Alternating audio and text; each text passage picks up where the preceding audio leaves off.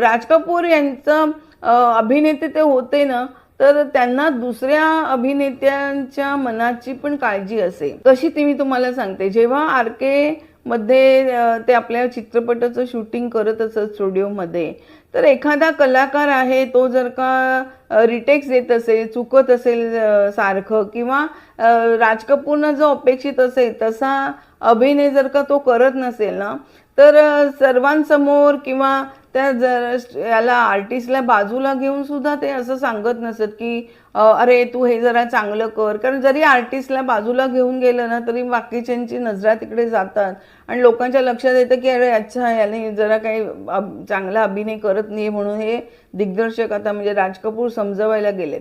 राज कपूर यांची पद्धत मी तुम्हाला सांगते. त्यांचे एक साऊंड रेकॉर्डिस्ट होते, अल्लाउद्दीन खान कुरेशी. तर त्यांच्याबरोबर एक रॅपो जमला होता आणि त्यांना